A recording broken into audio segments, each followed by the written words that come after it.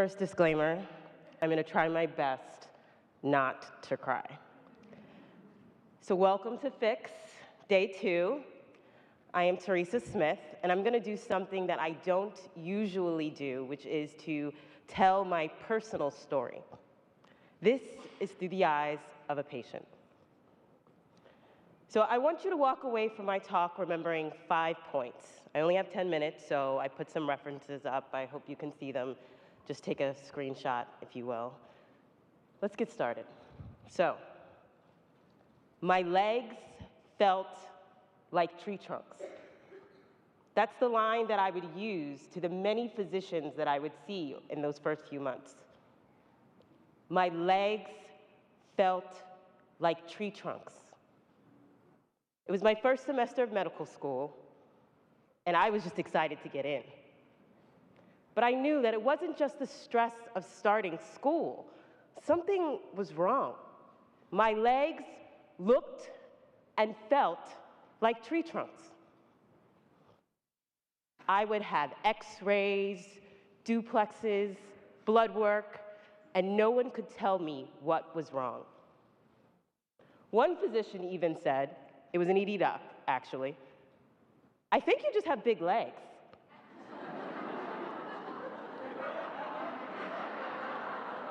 Now listen, I'm a pretty thick gal, but I knew that there was something wrong. It felt like sludge. I could barely walk. And these were the descriptors that I was giving my physicians. Finally, a physician listened to me and was astute enough to send a CPK. And when it came back at 15,000, I finally received my diagnosis: polymyositis, dermatomyositis. Point number 1. Listen.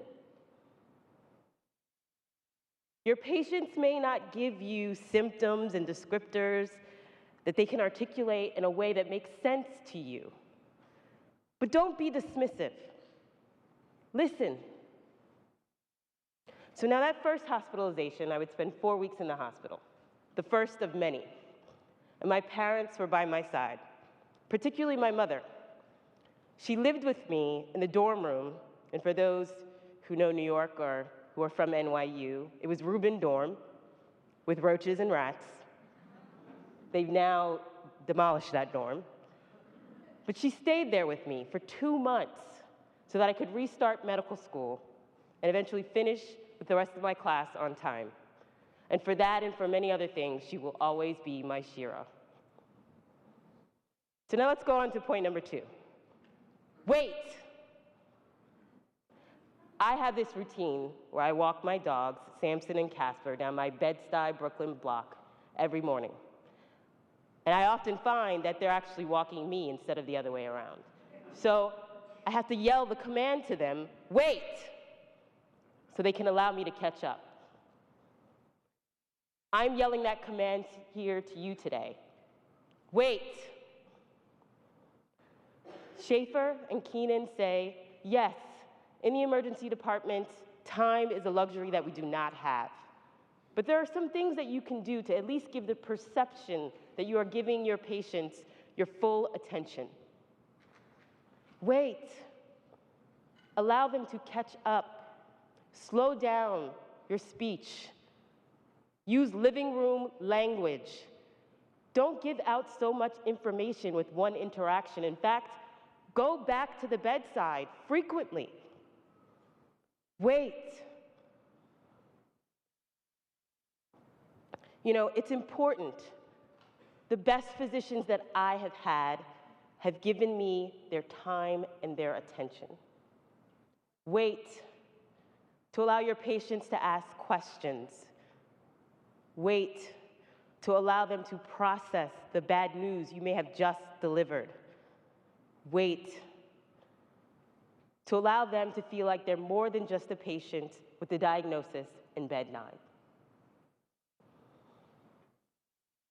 Now, that first hospitalization, I would spend most of my time in a wheelchair. I went from taking 0 pills at the age of 22 to taking 8 to 10 pills thrust at me 2 to 3 times a day. So I would refuse. Finally, they called my attending rheumatologist. Her name is Grace, and she would be both my literal and figurative Grace to this day. They called Grace to come and speak with me, the non-compliant patient. So Grace sat on the bed while I was in the wheelchair, and she looked me in the eye and she said, "Teresa, why aren't you taking the medications?" I said, "Because I don't know what they are for." She said, "These are the only medications that are going to help you get better." And I said, "Well, when will I get better? When will this all be over?" She said, "Never." I said, "Okay, fine.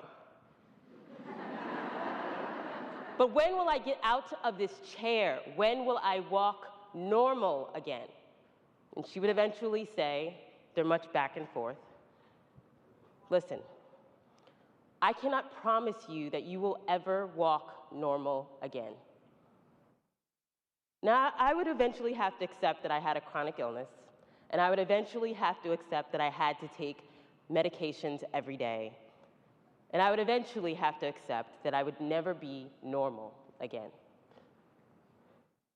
Now, I wish that I could say I'm a more compliant patient, but I'm not. I really wish I could say that, but I have turned down physicians' advice time and time again. But I lived my life how I wanted to.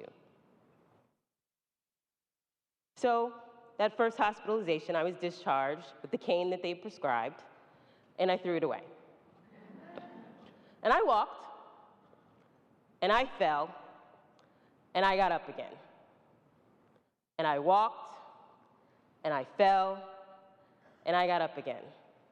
And I would say to myself that if I have to live with Mr. Polymyositis, Mr. Polymyositis was going to have to live with me. So I walked, and I fell, and I got up again, both literally and figuratively, until I walked across the stage of my medical school graduation, and I walked into my emergency medicine residency, and I walked the floors of the hospital as a resident where I once was a patient. I walked, I fell, and I got up again. Now, I have never been more scared than I was 2 months ago. Again, I had come to the situation where I couldn't walk. But this time, it wasn't my legs. I couldn't breathe. So, like many ED physicians, I etched into my clinical shift, taking very few steps at a time. And I asked one of my wonderful colleagues to please order me a CAT scan for what I thought was going to be a PE. And then I read my own CAT scan immediately. And this is what I saw.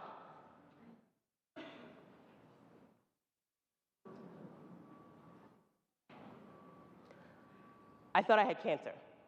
That was the first thing that came to mind. I was like, oh shit, I have cancer.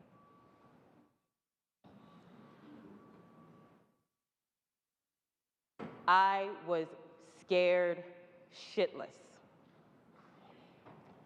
This is 2 months ago. I am thankful for that wonderful colleague. Thank you, Jessica, wherever you are. But I signed myself out AMA.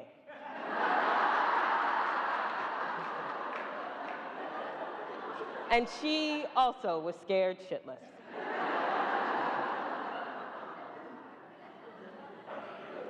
But again, that goes back to my third point of autonomy. Now, clearly I have a pneumothorax, so I did sign myself into another emergency department.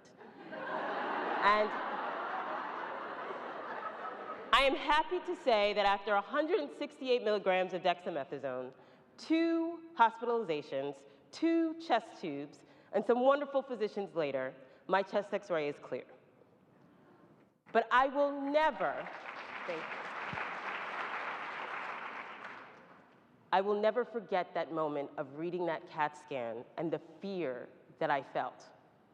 Imagine your patients and the fear that they feel. The most dreadful diagnosis that they can think of is cancer. It was the one that I thought of. Not even the cavitary lesion that suggested TB came to mind, but cancer. That goes to my 4th point. Your patients are scared. When they come to you in your emergency departments with chief complaints that may not seem like an emergency to you, it is to them. Just remember, if you were in that situation, without medical knowledge and the vocabulary, you may be scared as well. Even with it, the first thing that I thought of was the awful word of cancer. Now I'm going to end with my PD story.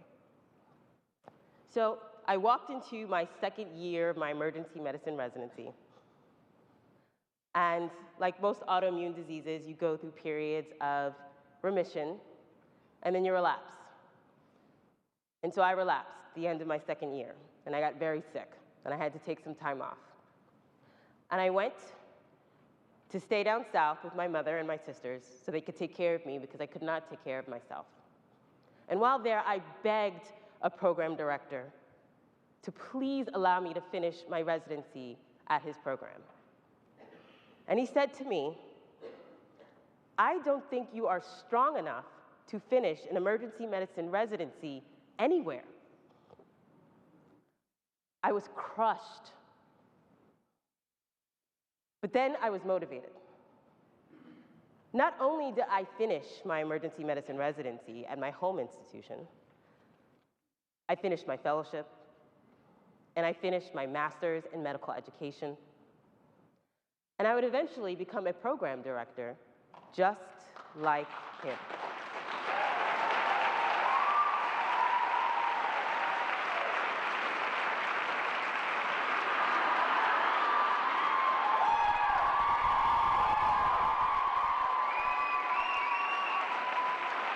Now,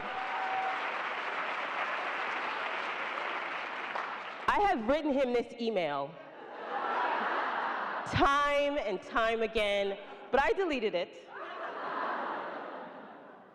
That's growth on my part. But I vowed to my residents that I would do for them what I wished he had done for me that day. And that is to tell me that I can do it. So I am pledging to you today to do this for your residents. When they are tired, when they are scared, when they are confused, tell them that they can do it. When they are fighting the microaggressions of being a woman, tell them that they can do it. When they're fighting the discrimination of being a person of color or LGBTQ, tell them that they can do it. Because if I can do it with all that I had to face, if you can do it with all that you've had to face, then they can do it too. So I hope you remember my 5 points. Listen.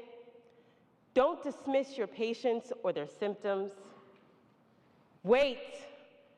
Give them the time to accept their diagnoses and the space and the autonomy to accept your help and your health care the way that they want to receive it. Allow them to live the life that they want to live. Remember that your patients are scared, and you may be too if faced with similar situation. And remember to mentor those young physicians behind you because they're scared too.